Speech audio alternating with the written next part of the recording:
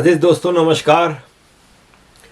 अजीज दोस्तों, अमेरिका के इलेक्शंस के ऊपर कुछ बात करने से पहले दो तीन छोटी चीज़ें आपके सामने रखूंगा कि अजीज दोस्तों, दुनिया में सेकेंड वर्ल्ड वार के बाद देखें हम तो दुनिया में कुछ देशों की एक बदमाशी जारी थी। एक तरफ तो हम कोल्ड वार में सोवियत ब्लॉक को देख लें, वो कमज़ोर ब्लॉक था एक तरह से कंपैरेटिवली, लेकिन दुनिया में सारी चीज़ें यूरोप, अमेरिका और वेस्ट चलाते थे। G7 इन्होंने बनाया था जिसमें 7 स्ट्रॉन्गेस्ट कंट्रीज, और ये पूरी दुनिया की इकोनॉमी को डील करते थे, मिलिट्री को, हर चीज़ को। अब नक्शा बदल गया है। अब पिछले अगर हम 25 सालों को बैरोमीटर बनाएं तो जो इकोनॉमिक ग्रोथ है ना, जीडीपी के हवाले से चाइना का 1266%, रशिया का 466%, इंडिया का 440%, ब्राज़ील 316, सऊदी अरब 300, तुर्की 250, इसके बाद पहला वेस्टर्न कंट्री आता है ऑस्ट्रेलिया, फिर Japan, south Korea, south Africa, Indonesia, Canada, America 109%, England 86%, Germany 77%, France 58%। Balance बदल गया है। इकोनॉमीज आर ऑलवेज नेसेसरी जंगें जीतने के लिए या दुनिया में अपने मुल्क की हिफाजत के लिए, और बैलेंस बदल गया है। आज वो G7 की औकात नहीं रही है। अजीज दोस्तों, दूसरी खबर में सोशलिज्म और कैपिटलिज्म का फ़र्क बताना चाहूँगा। ये देखें, ये कोरियन पेनिनसुला है। साउथ कोरिया आपको रोशन नज़र आ रहा है, नॉर्थ कोरिया आपको अंधेरे में नज़र आ रहा है। ये जो सोशलिज्म का जो प्रचार करते हैं ना, वो साले खुद बिलियनर होते हैं। अगर आप कम्युनिज्म को, आप चाहे आप कार्ल मार्क्स का कम्युनिज्म ले लें, लेनिन का ले लें, कोई भी ले लें, कम्युनिज्म को स्टडी करेंगे तो उसमें बिलियनर्स, कैपिटलिस्ट की गुंजाइश नहीं होती। आज चाइना कम्युनिस्ट कंट्रीज में सबसे आगे है, लीड कर रहा है। उस कम्युनिस्ट कंट्री में कितने बिलियनर हैं? चाइना की कम्युनिस्ट पार्टी के जो मेंबर्स हैं, जो रूल कर रहे हैं, चाइना की जो पीपल्स लिबरेशन आर्मी है, जो उसके जो जनरल्स हैं, सब अमीर हैं, सब एलिट हैं। तो कम्युनिज्म को यूज किया गया गरीबों को अट्रैक्ट करने के लिए। खास तौर पे कोल्ड वॉर में इसका बड़ा इस्तेमाल हुआ। अजीज दोस्तों, ये एक छोटी सी मिसाल थी नॉर्थ कोरिया का मसला। सोशलिज्म से ज़्यादा इंटरनेशनल प्रॉब्लम्स हैं और दूसरी चीज़ें हैं, लेकिन ये ज़्यादातर जगहों पे हैं मसले। मामूली फ़र्क आप देख लें कि सऊदी अरब, Dubai, West America, Europe, Australia, Canada देख लें, इनके इंफ्रास्ट्रक्चरल डेवलपमेंट, इनके, क्योंकि ये सब फ्री ट्रेडिंग सोसाइटीज़ हैं, कम्युनिज्म, सोशलिज्म वगैरह पर नहीं बिलीव करते। अजीज दोस्तों, हैविंग सेड दैट, पुतिन के बारे में आखिरी बार एक चीज़ बता दो कि पुतिन मंगोलिया के दौरे पे गए, नॉर्थ कोरिया गए, चाइना गए, तो वो जो इंटरनेशनल अरेस्ट वारंट निकला है पुतिन का, वो उन कंट्रीज़ के मेंबर नहीं थे। चाइना और नॉर्थ कोरिया वगैरह ऐसे कई कंट्रीज़ हैं जिन्होंने उस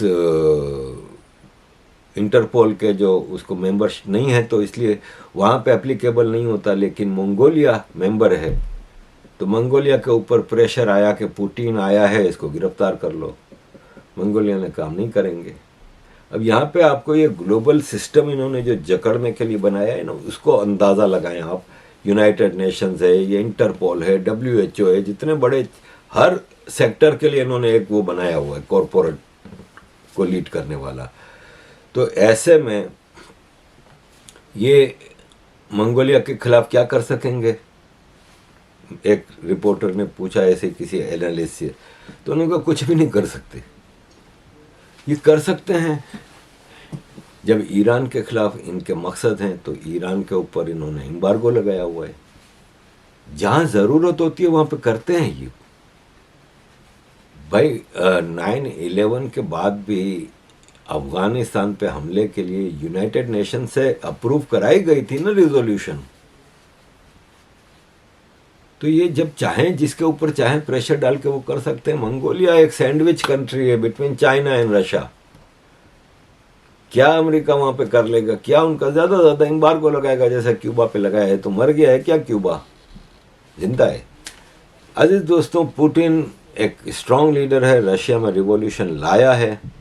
आप कंपेयर कर लें 1999 में जब पुतिन पहली बार पावरफुल बना रशिया में, और आज 2023 24 साल में जीडीपी 99 में था $195 और अब है 2215। 195.91 बिलियन $US था जीडीपी 99 में। 2023 में 195 बिलियन से 2215 बिलियन $, 11 गुना ज्यादा। पर पर्सन जीडीपी था 1330 99 में। पर पर्सन जीडीपी 14,000, 10 गुना ज्यादा। इन्फ्लेशन 36% था, 3% पे ले आया, 10 गुना कम कर दिया। गोल्ड फॉरेन एक्सचेंज रिजर्व थे सिर्फ $12 बिलियन के, आज $600 बिलियन के हैं। कर्जा था 92% ऑफ जीडीपी, आज 23% ऑफ जीडीपी है। पेंशन 450 रुपया 450 रूबल मिलते थे, आज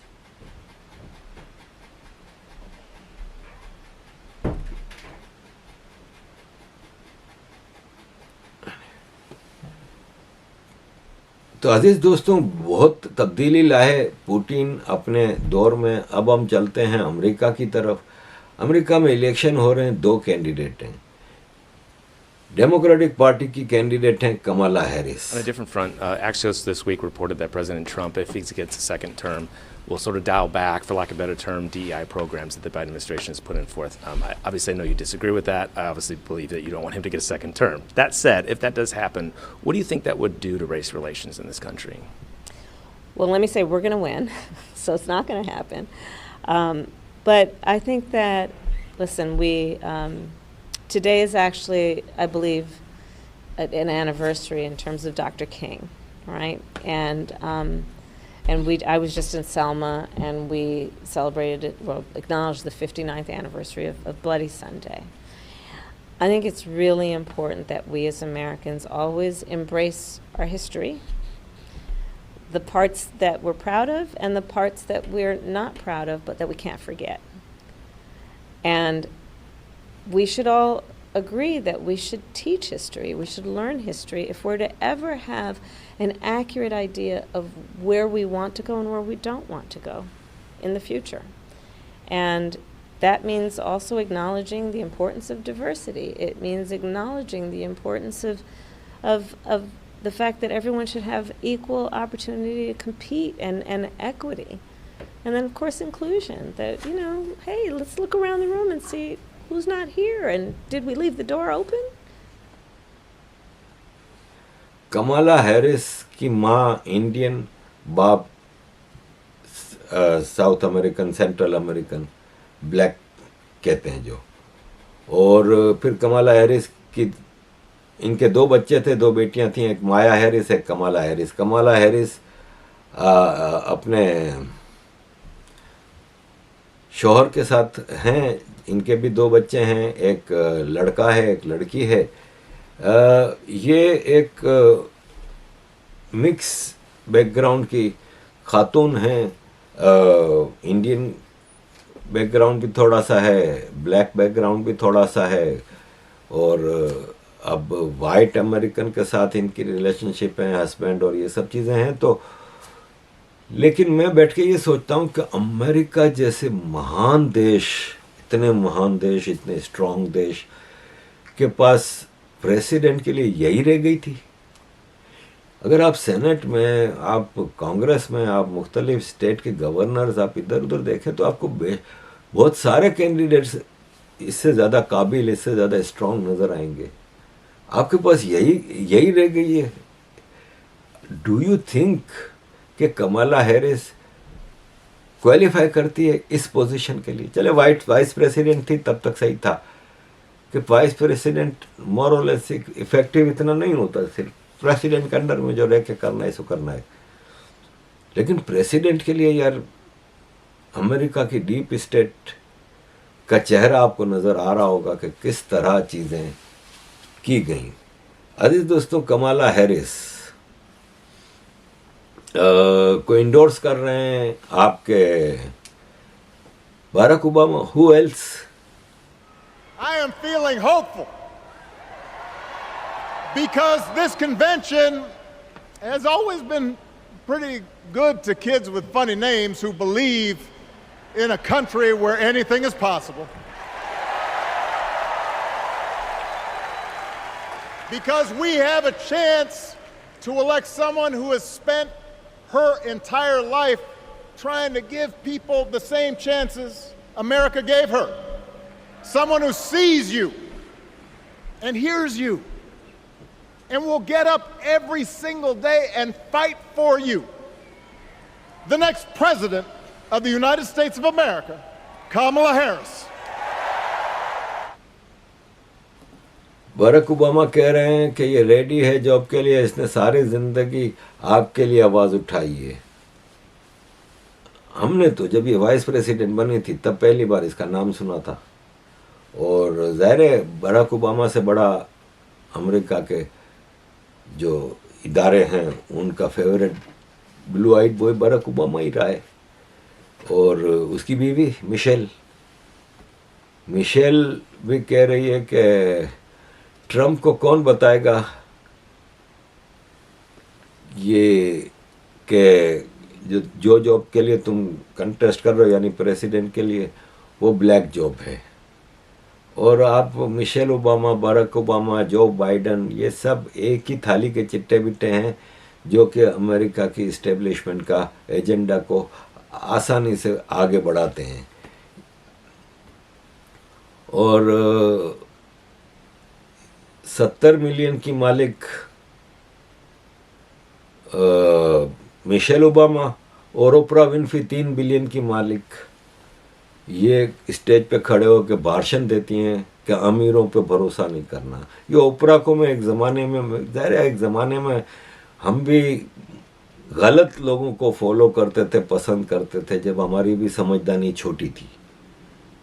फिर पिछले ये 15-20 साल में तो मेरा एक्सटेंसिव स्टडी ही रहती थी, तो उससे चीज़ों को समझने में आए तो मुझे मुख्तलिफ चीज़ें, जैसे मैं पहले अपने आप को लेफ़्ट का समझता था, लेकिन रियलाइज़ हुआ कि यार लेफ़्ट तो बिल्कुल ही बर्बादी का रास्ता है और राइट कंपैरेटिवली बेटर है।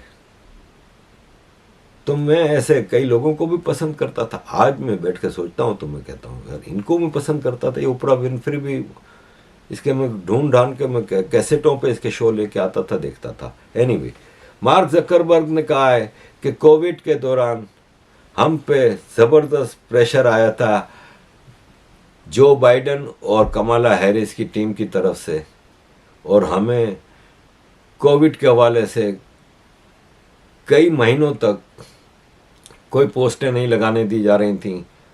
और ये है कि मुझे आज अफसोस हो रहा है कि मैंने वो प्रेशर क्यों बर्दाश्त ना किया और आपके सामने चीज़ें ना रखी, लेकिन हमें बहुत प्रेशर किया जाता था। ऐसे प्रेशर किया जाता है अमेरिका में। अजीज दोस्तों, पोल कुछ ख़ास बता नहीं रहे, क्योंकि इस वक्त ऐसा एक मैनिपुलेटेड सिस्टम है कि ट्रम्प के फेवर के लोग जो पोल लगाते हैं उसमें ट्रम्प लीड कर रहा होता है। हैरिस के जो फॉलोअर्स हैं वो अगर कोई पोल लगाते हैं तो उसमें हैरिस लीड कर रही होती है। ट्रम्प एक अपना रास्ता थोड़ा मुश्किल कर रहे हैं, जैसे कि इन्होंने कहा कि मैं अगर प्रेसिडेंट बन गया तो मैं जॉन एफ कैनेडी के कत्ल की फाइल खोल के रख दूंगा। ऐसा क्या है उस फाइल में कि ट्रंप को इतनी बड़ी धमकी देनी पड़ी? उसमें क्या है? वही है जो हम हमेशा आपको बताते रहे हैं कि जॉन एफ कैनेडी का कत्ल किसने किया। तो इस टाइप की धमकियां देके ये इस्टेब्लिशमेंट से अपना डिस्टेंस बढ़ा रहे हैं और उनके लिए ज़ाहिर मुश्किलात इस्टेब्लिशमेंट पैदा करेगी। हालांकि ट्रंप के पास एक ज़बरदस्त टीम बनती जा रही है। वाइस प्रेसिडेंट वैंस है, कैनेडी जूनियर जो कि पहले कैंडिडेट था प्रेसिडेंशियल का, हमेशा से डेमोक्रेट रहा है, वो ट्रंप को सपोर्ट करने आ गया स्टेज पे। तुलसी गबार, विवेक जो प्रेसिडेंशियल कैंडिडेट, ये दोनों भी इसके साथ स्टेज पे आ गए। इतना बड़ा अमीर आदमी एलन मस्क, उसका एक्स ट्विटर, ये मतलब प्रेसिडेंट को, ट्रंप को एक टीम मिली है। फिर इसमें आपको निक कार्लसन है, ऐसे एक स्ट्रॉन्ग लोग आ रहे हैं जो कि काफ़ी स्ट्रॉन्ग पर्सनैलिटीज़ हैं। और ये जो कैनेडी आए हैं तो ये डेमोक्रेट थे और आइकॉनिक डेमोक्रेट थे। इनके फादर को भी मार दिया था, इनके चाचा को भी मार दिया था, John F Kennedy president of America. तो और उनके भाई, उन दोनों को मारा था। किसने मारा था आज तक नहीं पता खुला।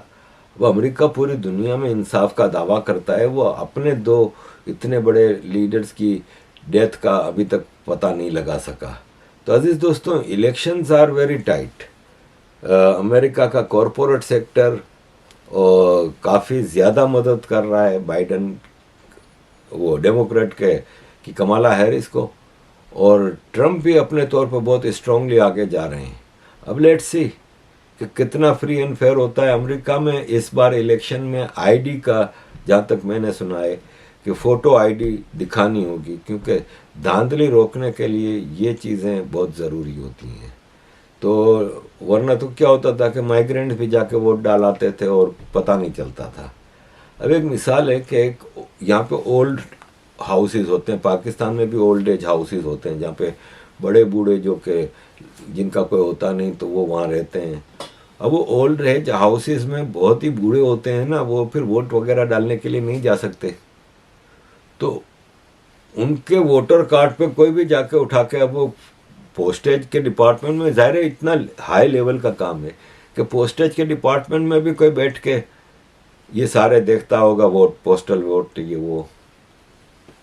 तो अजीज दोस्तों, धांधली ना हो तो फिर नज़र आता है कि कौन जीतेगा। लेकिन लेट्स सी, 2 महीने रह गए। थैंक यू वेरी मच अजीज दोस्तों for all your support. Kindly keep supporting.